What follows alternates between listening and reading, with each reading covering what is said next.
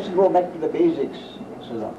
What do you understand by understanding or liberation or self-realization or enlightenment? What do you understand by the word self-realization or self-awareness or enlightenment or self-realization or whatever, liberation? What do you understand by it? A very peaceful state of mind? No. No. Okay. You see, a very peaceful state of mind can be the destiny of someone. You see, the destiny of someone can be born in such a way, in certain circumstances, plenty of money. He is born with a programming which is quiet and contented. Then he can be in a peaceful state of mind without liberation. Yeah, what I mean by peaceful state of mind is that there's no identification with all these processes which are automatically happen. No, my understanding of enlightenment is very, very simple, Sudam. It means no sense of personal doership. No sense of personal doership, whether it is Sudama or someone else. In other words, what I mean is, there is enlightenment if there is total, unconditional acceptance that Sudama can do nothing. Anything that happens through this body-mind organism called Sudama is out of Sudama's control. It happens because it is supposed to happen. It is not in Sudama's control. And if any action which happens through this body-mind organism is not Sudama's action, then the understanding extends to the fact that anything which happens through some other body-mind organism is not the action of that person either, that individual either. In other words, enlightenment to me means only one thing, but that is a concept. That is what I understand. Someone else may be different. You see? The significance of the word to a yogi may mean to be able to travel through air at the speed of wind. Or it may mean to the yogi to be able to walk on water. Or to be able to say what is going to happen to you 50 years later. So that is why I say it is a concept. My concept of the word enlightenment or liberation is the unequivocal, unconditional acceptance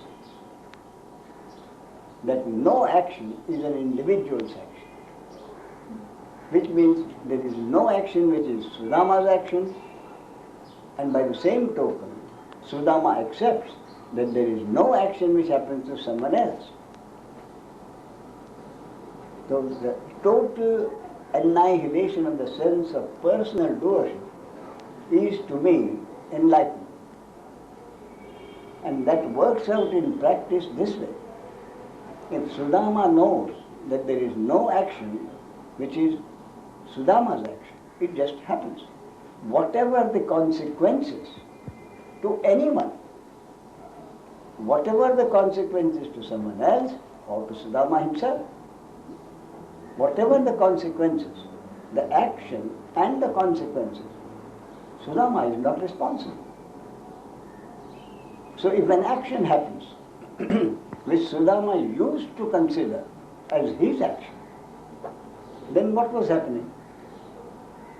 If the action turned out to be good according to the view of society, and the society thought that Sudama's action was good, deserves praise or rewards, so Sudama may have got awards of which Sudama was proud. My action has been accepted by society, nationally, internationally. See, so acclaim has come. So if Sudama used to believe that it was his action, then Sudama had reason to be proud. Why not? It was Sudama's action which is appreciated and applauded. So Sudama is proud of his action. Now with this understanding, what happens? Sudama understands that what has received praise and rewards and acknowledgement is the action,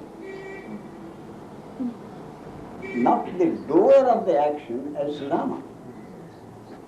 So once that is the total understanding, that what has received acknowledgement is the action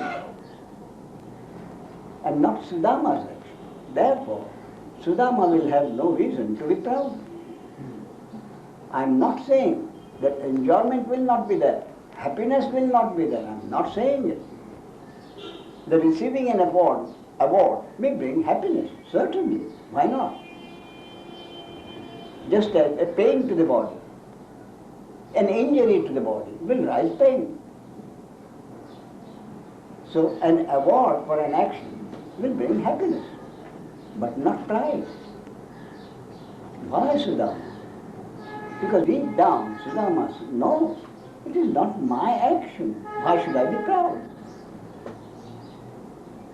You see? On the other hand, if an action hurts somebody, earlier Sudama would have said, my action has hurt somebody. I should not have done what I did. Because what I did has hurt people. Therefore Sudama will have a sense of guilt. In other words, depending on what consequences the action has, Sudama would have felt guilt or pride because he thought it was his action. Now what happens? Sudama knows totally that it is not his action. Then just as when the rewards come, you cannot avoid a sense of happiness. So if an action hurts somebody, I am not saying that compassion will not arise. I am not saying that the arising of that compassion will not want Sudama to help, assuage the hurt. I am not saying that. But while Sudama will do everything possible to help the person who feels hurt, Sudama will not have a feeling of guilt. It is not his action. You see? So knowing that this is not your action, there will be no feeling of guilt, there will be no feeling of pride for actions which happen through this body, mind, organism called Sudama. That is the only difference which this understanding brings. And if Sudama understands that no action is Sudama's action, he also must accept equally unconditionally that something which happens through some other body, mind, organism is not somebody's action. If the other person may think it was her, it is his or her action. And therefore the other person may want to hurt Sudama. So intentionally or not, somebody's action which the other person thinks is his or her action may hurt Sudama. But knowing that it was not his or her action, although he or she might think it, you are not concerned with what the other person thinks. But there is understanding in this body, mind, organism. Therefore Sudama accepts that some action which has happened through some body, mind, organism has hurt Sudama. I am not saying the hurt will not arise. The hurt will arise. But knowing that it is not his or her action, Sudama will not be able to hate that person. Sudama will only accept it. That it has hurt me because it is the destiny of this body, mind, organism to be hurt. And the other person, the individual as such, has nothing to do with it. Although he or she may feel happy that you are hurt. So I created that? Or The understanding created this situation. The understanding that no one does it. Nothing can happen unless it is the destiny of that body, mind, organ, or the will of God. You see. So this understanding that no one does anything. Everything happens because it is the destiny of that body, mind, organism, or the will of God, brings about three things. As far as Sudama is concerned, there is no guilt, no pride, and as far as someone else is concerned, no hate or envy.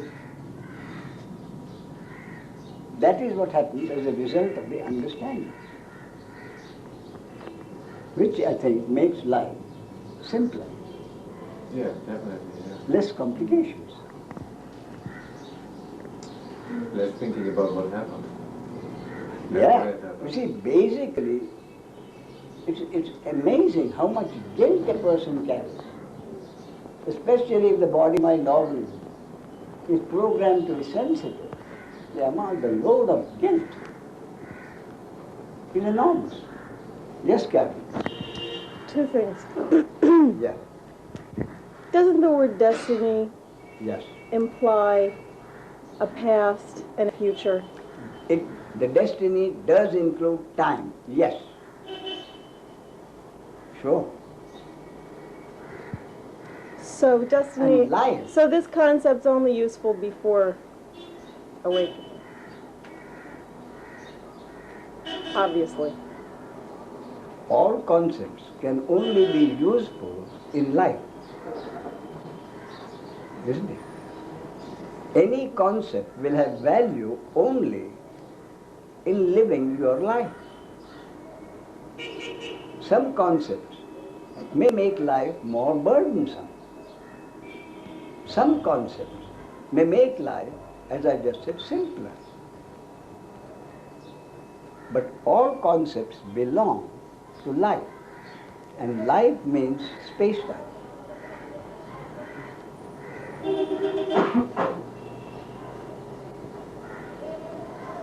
Yes. The understanding that there is no individual doer, or that I'm not doing anything. Yes. I think that is not necessarily based on determinism. It could be also that everything is just happening Yes. spontaneously without being determined, and you still, even because of that, you understand I'm not doing anything. Yes. So, you're really not concerned with determinism or not. Right. All you are concerned with is that you are not doing anything, and by the same token, no one else is doing anything either. Right. So what is the bottom line? The bottom line of this understanding is no individual does anything because no individual really exists. Nothing happens unless it is the will of God, and when I say God, I mean the source, not an all-powerful entity.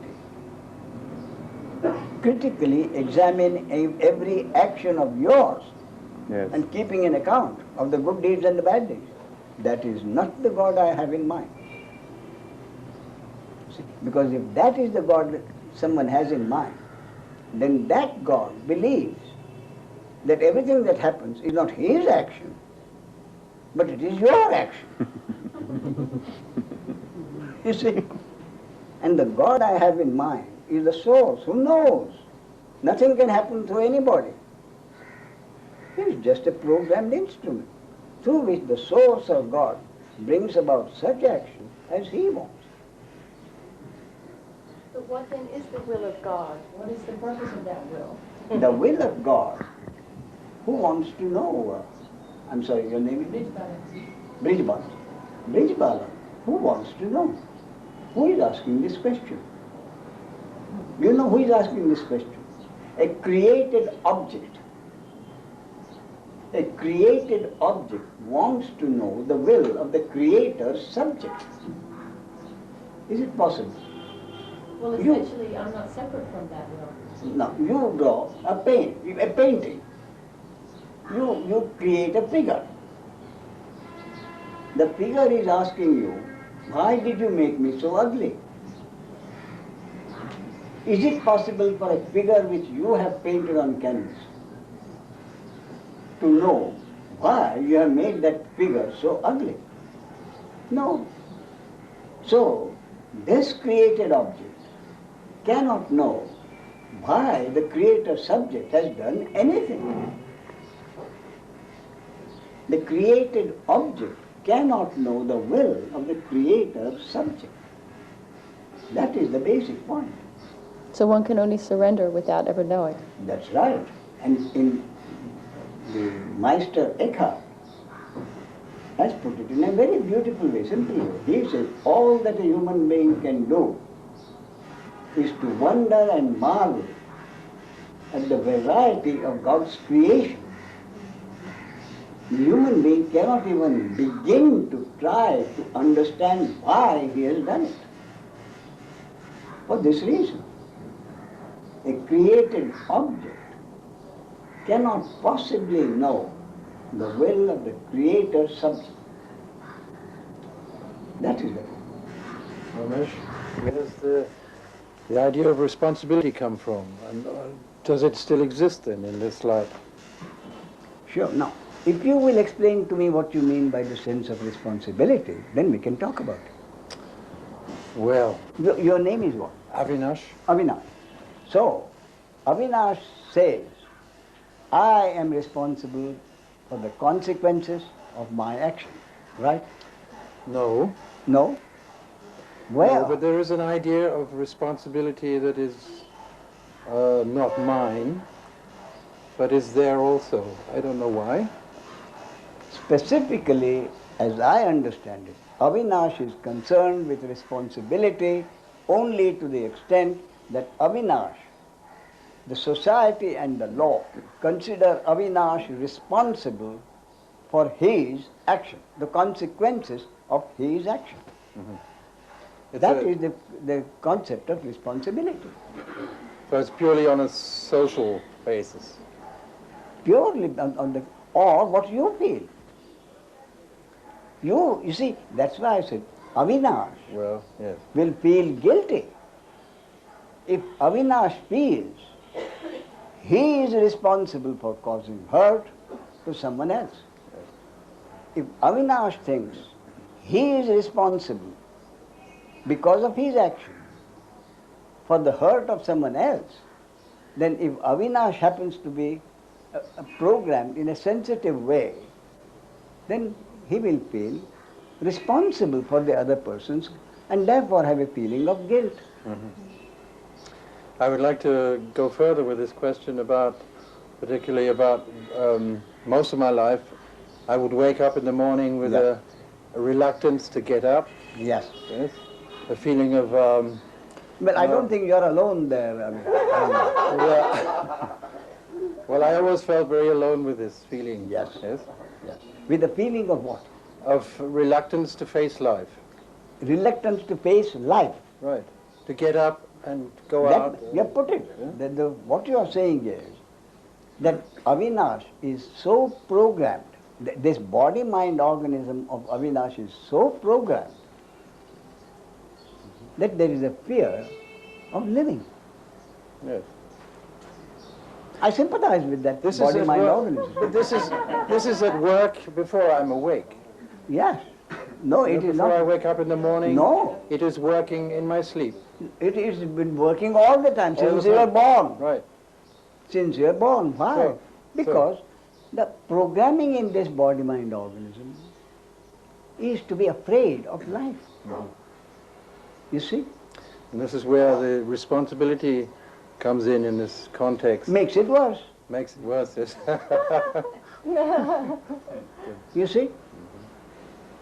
So if it is possible that this acceptance can happen, if it is God's will and the destiny of this body-mind organism is to accept that there is truly no action which is Avinash's action, and he can test it from personal experience. If from personal experience you come to the conclusion during the day, whenever you can remember, see if it is your action or that action was brought about by circumstances over which you have no control. And if day after day you find that it is not Avinashi's action, but it's just been happening, then Avinash will probably have a feeling, truly Avinash is not responsible for the consequences. But the society and the law will still hold Avinash responsible. You see? So, as far as you are concerned, as far as Avinash is concerned, there will be no feeling of guilt for the responsibilities.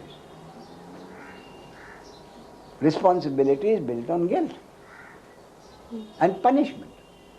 What is the basis of responsibility? Guilt and punishment. Yes. What is the basis of responsibility? Guilt and punishment. You see, so what I am saying is, if something is destined to happen through this body-mind organism, then the action is the destiny of that body-mind organism.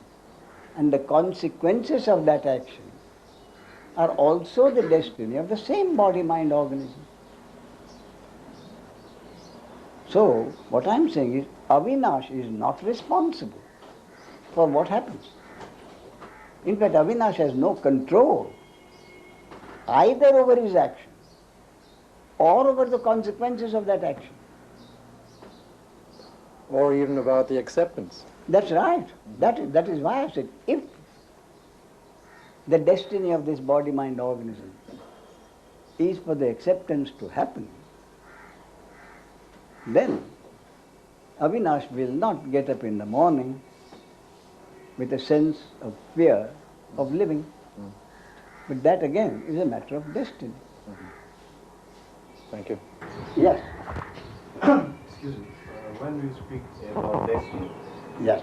you mean something that is completely programmed every moment of our life? Yes. Or you mean something that you have some chances and maybe you can go there or there and it's depend on you, something like this? No. My concept, your name is? Luca.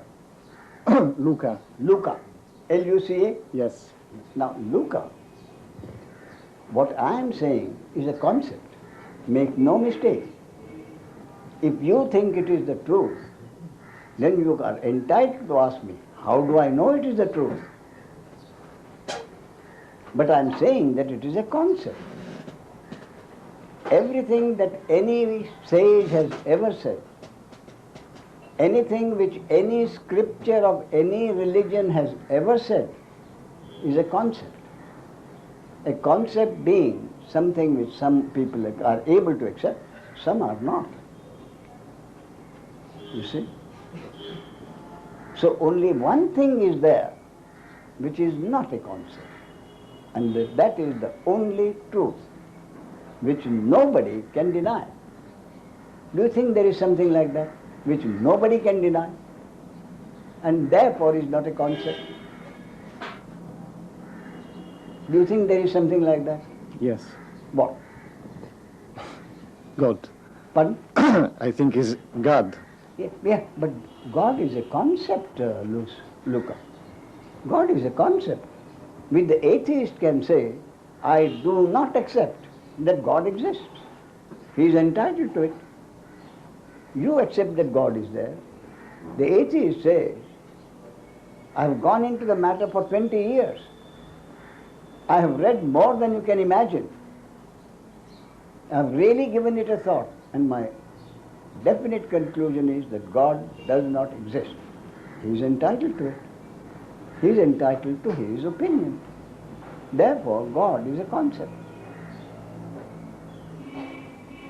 You see? So what is not a concept? Only that which no one can deny.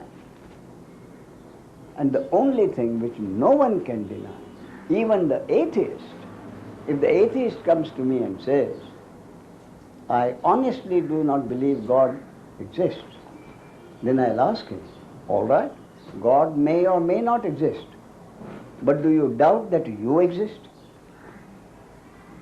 Even the atheist will have to admit that he exists. I am. That awareness of existence, I am, I exist, is the only truth. And that is the God, I would tell the atheist, that I'm talking about. This awareness, I exist, I am, is exactly the God that I'm talking about, which you cannot deny. Excuse me, because I don't understand completely. Why do you say that I deny this? You cannot deny What do you mean when you say you cannot deny? that you exist. No, in consequence of my question. At the beginning, Yeah. I asked you if destiny is something completely programmed, Yes. or if you have No. Yes, I'm sorry. I know what you mean. disconnection. What I'm saying is that there is destiny, that everything is predetermined, and that you cannot change what is going to happen to this body, mind, organism tomorrow, or a year later, or 20 years later. Everything is. That is my concept. That is my concept, which you may accept or not. Okay. But that is not the truth. That is how I began. So what I say, you must understand, is a concept which you are entitled to accept or not to accept.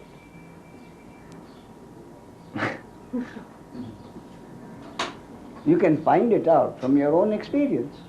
Luca, you can find out from your own experience. Whatever has happened, has it happened according to your will?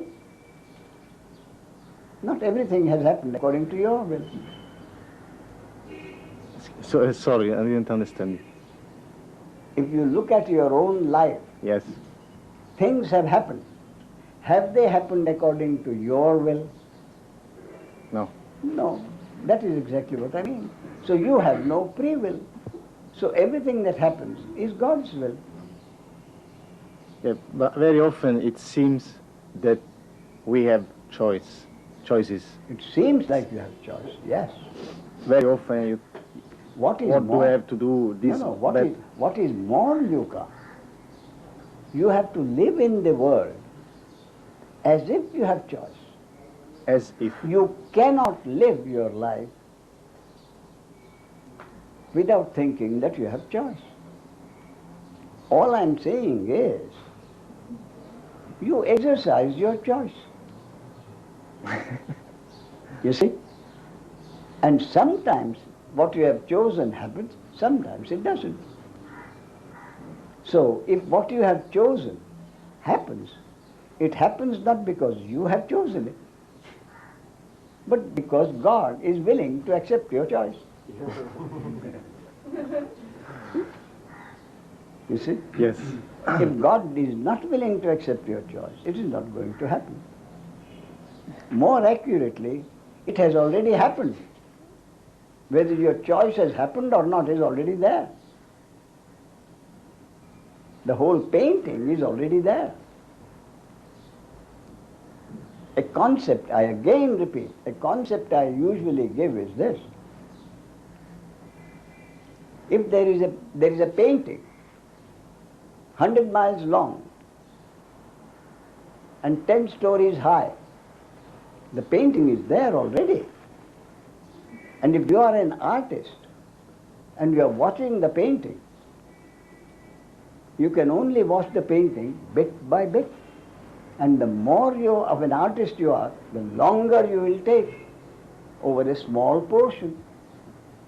So by the time you finish the 100-mile long, it may take your whole lifetime. But the painting was already there.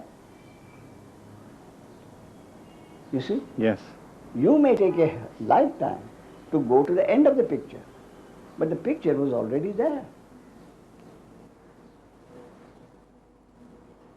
That is my concept. Okay. Thank you.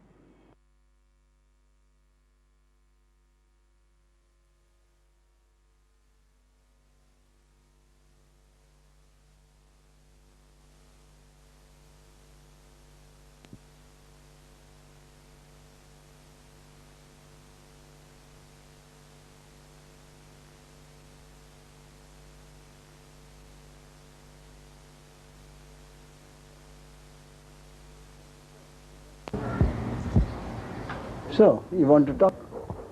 You read some more? You want to ask first?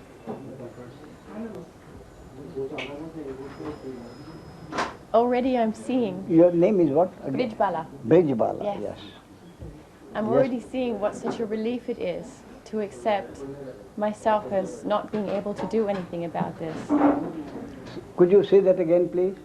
I am seeing what a relief it is. It's such a relief. Manjushri, there's too much noise outside.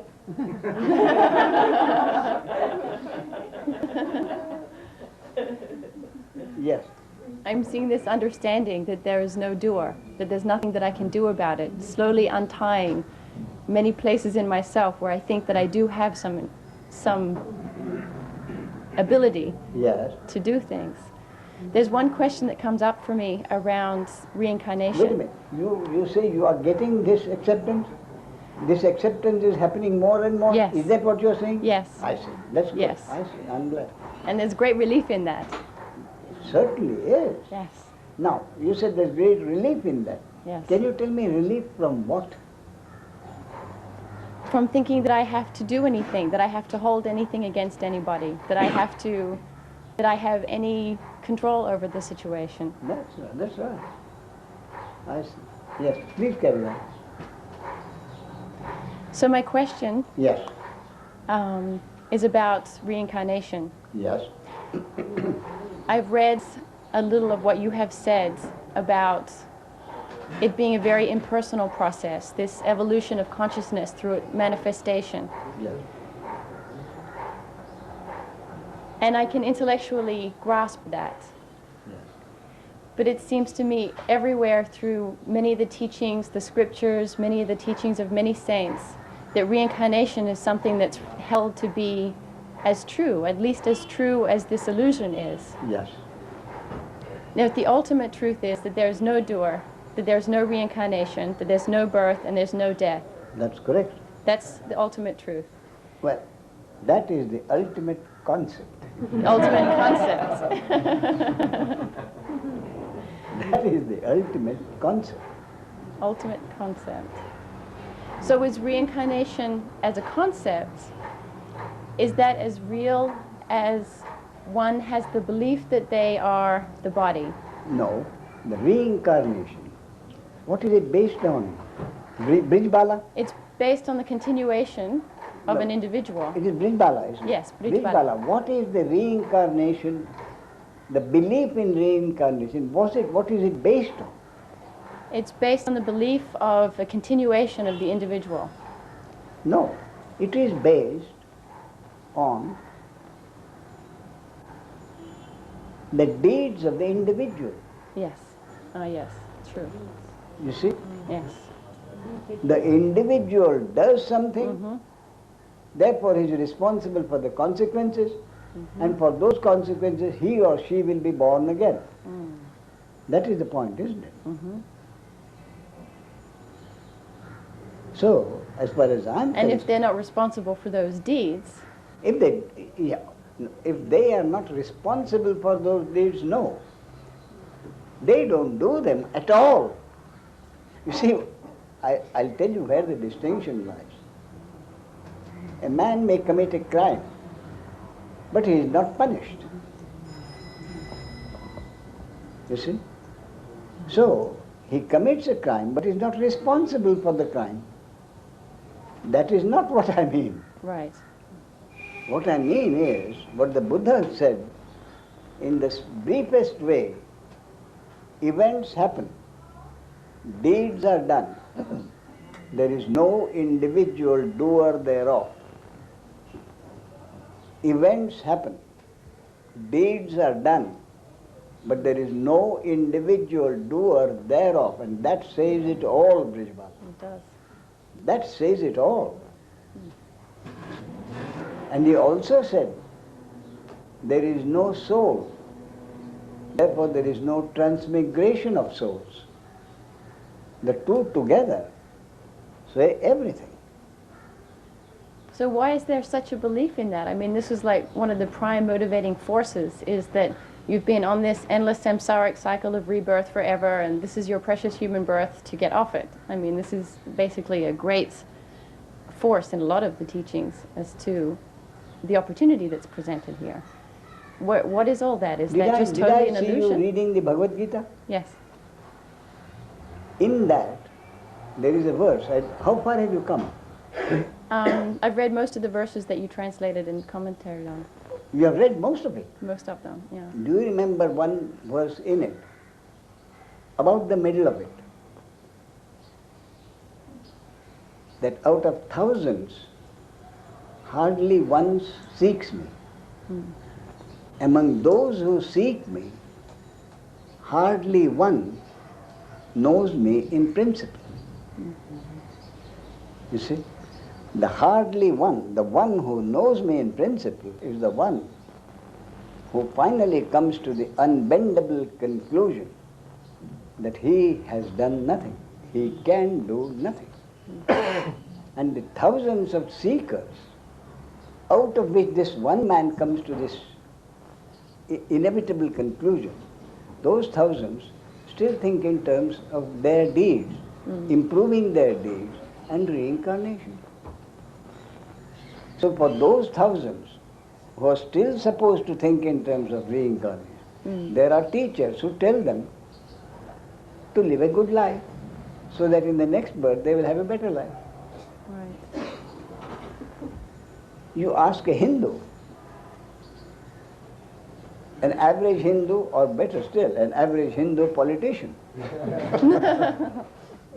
and ask him, do you believe in rebirth? He says, of course I believe in rebirth. I am a Hindu, that's it. I am a Hindu, therefore I believe in rebirth.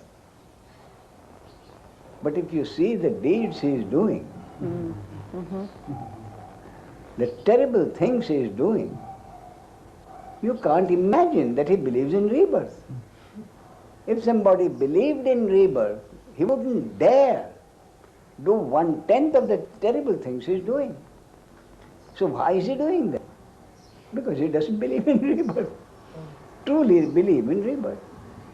Somehow it's a very comfortable explanation, though, for the things that we see. That's exactly it, Brijbala. That's exactly it. So for the common man, it helps the social reformer to tell someone, look, you be a good girl in this life, you see, so that you will have a better life in future. Or to someone who is complaining, I've had such a terrible life. Then the social reformer says, you see, you know why that is? Because you led a bad life in your previous one. So when this is given, what can the poor individual say? It was my fault, I have to accept it. Right. There's a different acceptance, though, in seeing that it wasn't you who did any of that. That is the point. That acceptance is not acceptance. Yeah. Right. That acceptance is under pressure. Yeah. It's a forced acceptance, Right. which is not an acceptance. More of a resignation. Yes. Yeah. And the freedom in truly accepting that there's no one there is immediate. It's immediate, of course. It's there. And that, I repeat, you said that is happening more and more Yes. in 5 days. Yes. That's pretty good progress. I woke up this morning and I was running through this angry story at my father that I had been running for a long time. Yes. And then all of a sudden, I just saw that he's not at all responsible for that it was his destiny what happened, and that it was my destiny also that he was the one that I had learned these lessons from, or whatever happened. And it's just totally part of our destiny. There's nothing I can hold against him or blame or hate or anything. That is exactly the point. Yeah. That is exactly the point. Yeah. And you'll be astonished how often this happens. Yeah. Somebody has something against someone, and again you'll be surprised how many times it is the father. Yes, of course. Yeah. Particularly in the West. I don't know why, Yeah. but particularly in the West. You see? And then suddenly it comes. When this understanding goes deep enough. The poor beggar couldn't help it. Right.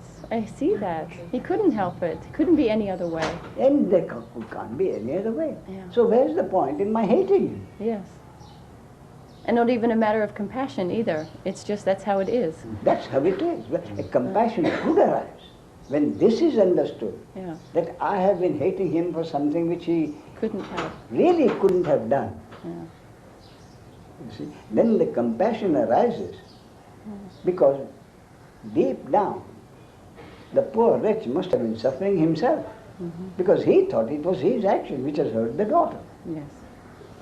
So he must have been suffering. When that is understood, compassion arises. You see? Actually, at one of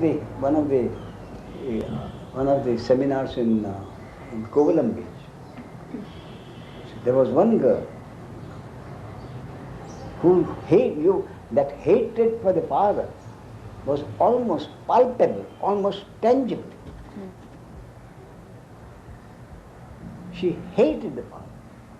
It was almost tangible. Then gradually, day after day, she listened to this. And at the end of the session,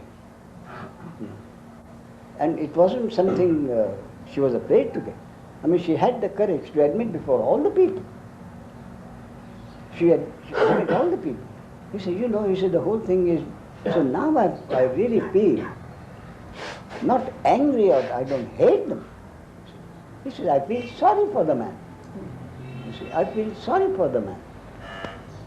So the first thing I do when I go home, I haven't seen him for years.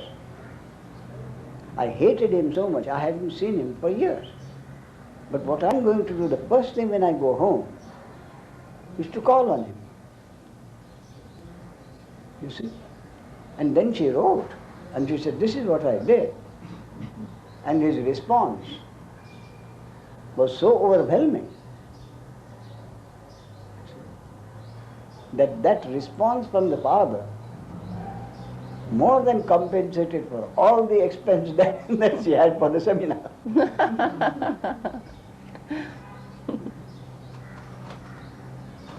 No, you can't put a price on peace of mind. I'm sorry? You can't put a price on peace of mind.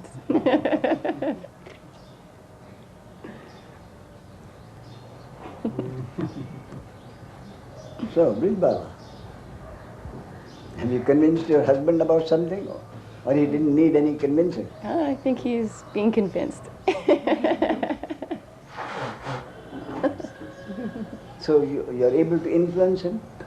I'm not sure who is influencing who.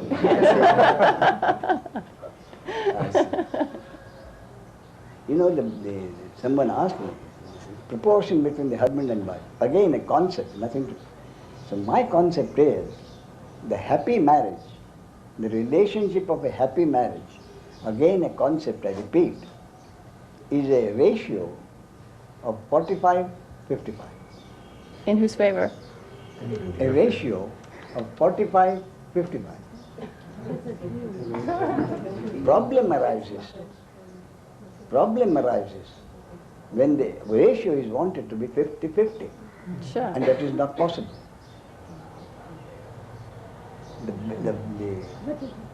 The feminist movement is based on 50-50.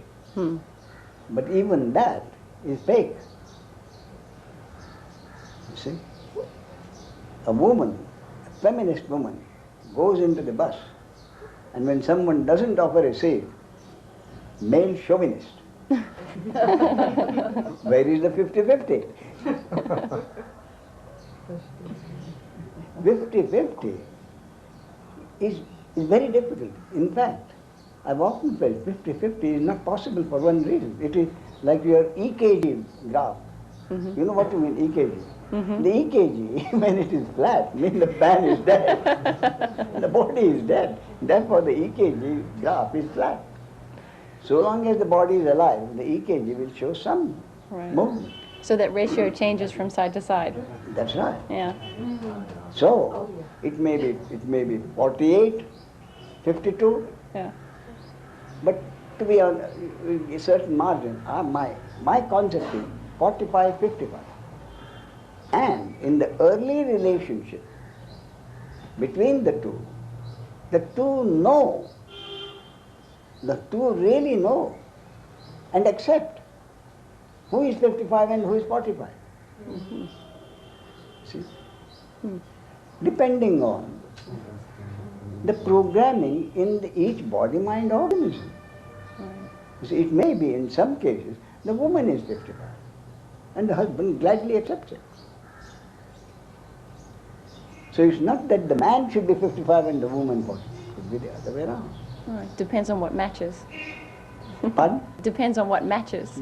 Yes, and the acceptance. Yeah. One accepting that the other is programmed to be wiser, more practical, more decisive, whatever. And the husband accepts it if the wife is that.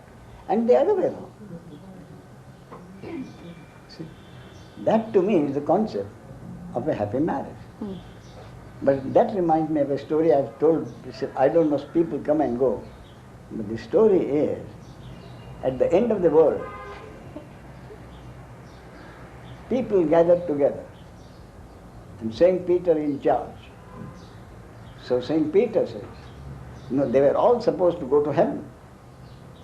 But St. Peter says, I must have a final test. So he said, all husbands who are henpecked on one side, those who are not henpecked on the other side. The line of the henpecked extended into eternity. But there was only one man on the other side. You see? So St. Peter says, are you sure you want to be there? So he's absolutely sure. My wife told me to stand.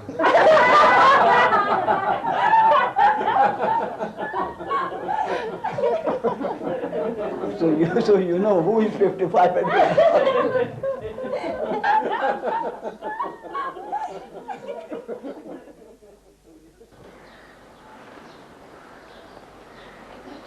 We say that this power you call God is totally impersonal, completely impersonal. Yes, and what he has done, what we think bit by bit, is already there. Janine, that's my point. It's already there. Again, in your Bhagavad Gita, you know how the Bhagavad Gita started? The Bhagavad Gita started because Arjuna, Lord Krishna, was his charioteer. And even there, it's quite interesting, the start of it. Duryodhana and Arjuna, they were cousins. Both wanted the help of Lord Krishna. So both went to him. Duryodhana went there first. You see? And Krishna was taking rest. He was flat on the ground, with it taking rest. So what Duryodhana did was to sit along with him, with his back resting on the same backrest. Arjuna went a little later, and Arjuna sat at his feet. So when Lord Krishna woke up, what happened was, he saw Arjuna first. But Duryodhana said he had come first. You see? Lord Krishna saw Arjuna first because he was sitting at his feet. But it was Duryodhana who had come first. So he said, I'll give you two alternatives. You choose whichever. So he said, my entire army on one side and me alone on the other, with the understanding that I shall not fight. So you choose me with the understanding that I do not fight, or my entire army on the other. Duryodhana quickly said, I'll accept the army. No problem there. Arjuna said, equally promptly, I will accept you, whether you fight or not. You see, that was the beginning of it. So, he couldn't fight. Krishna couldn't fight. So, he offered to be the charioteer for Arjuna. Arjuna didn't, Krishna didn't say he won't give advice. He won't fight. So, as charioteer, he could give advice to Arjuna. So he took the chariot right in the middle of the action. And there Arjuna saw, as is arraigned before him, not only his friends and relatives, but even his preceptors, who were on the other side. You see? So he put his bow down and told Krishna, I can't kill my preceptors. You see, and he put his... Then the entire Bhagavad Gita is based on this fact that Arjuna said he will not fight. So Lord Krishna's job was to persuade him to fight. So the argument that he made was that you think you are fighting and you are going to kill them. But in one of the verses you will find, but I as time have already killed them. The whole movie is there. I have already killed them.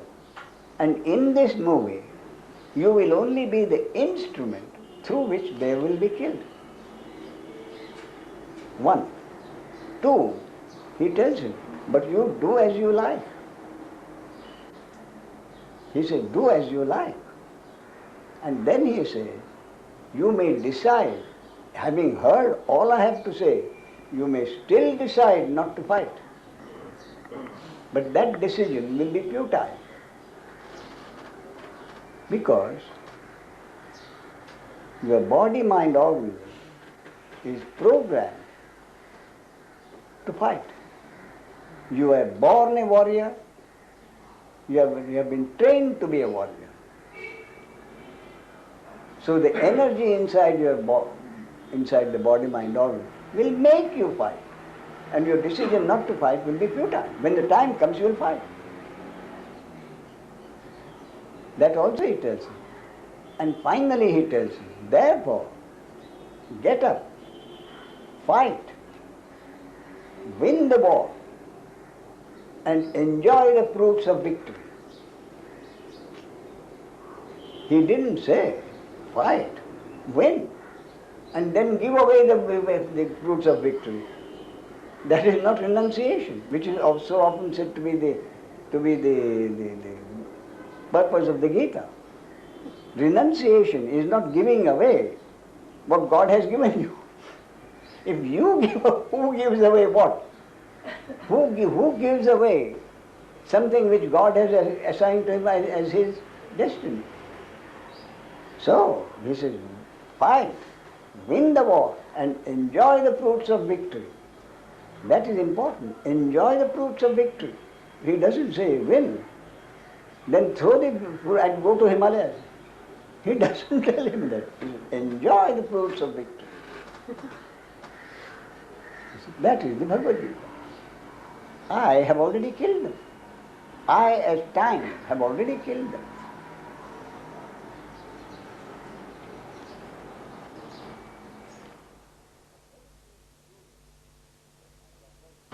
A very keen student of Advaita went to a rishi, went to a wise man, went to a sage and asked him, I've been working hard and long at it. I've asked many people about it. What is the nature of Brahman? What is the nature of Brahman?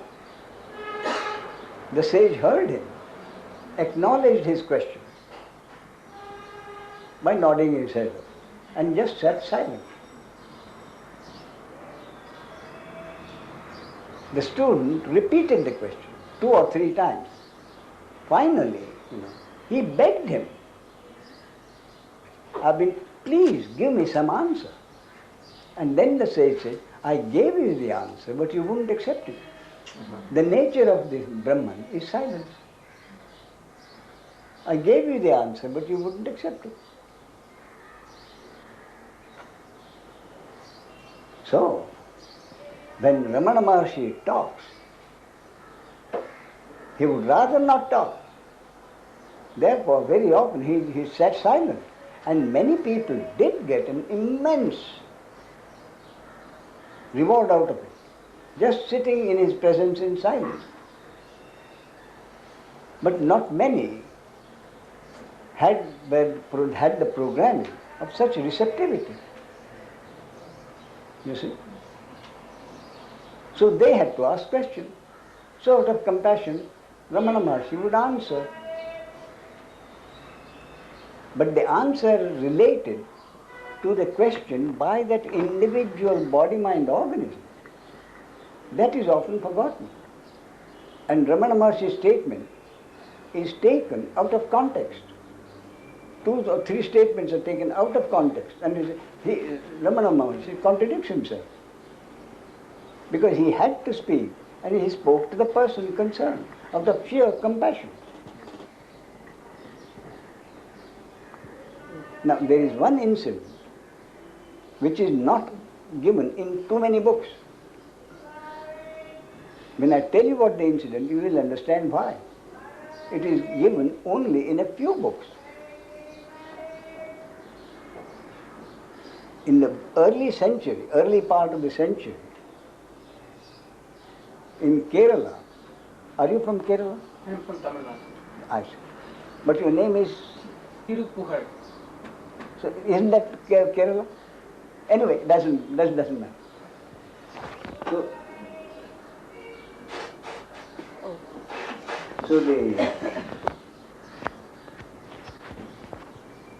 the practice, the social practice in Kerala years ago, start of the early century, 70, 80 years ago, was for the normal, respectable woman to move about with bare breasts. And it is only the prostitute who covered her breast. The psychologist will easily understand it. You cover something and you raise curiosity. That's what the prostitute does. Anyway, the story goes that a young married man went to Ramana Maharshi. And the Ramana Maharshi at that time must have been impressed by the sincerity and the high level of understanding which that young man already had. But finally, the young man asked him, he says, I am recently married. I am very much in love with my wife, but I am afraid of committing adultery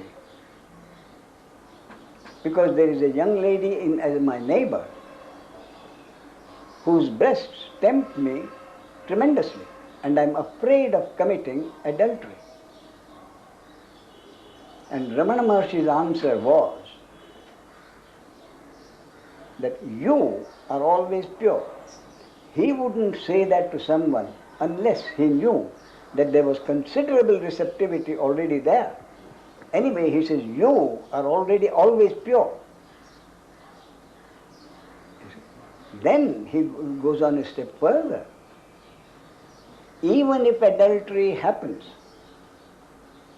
there is no need for you to accept the deed. The words I'm not sure, but so even if adultery happens, you need not assume guilt for it. You see? Now this is not said, given in too many places. Because when it was said, the people translator of must say, oh my God, I shouldn't say this. Otherwise what will happen is people will say, Ramana Maharshi condones adultery. So here we go. Sky is the limit.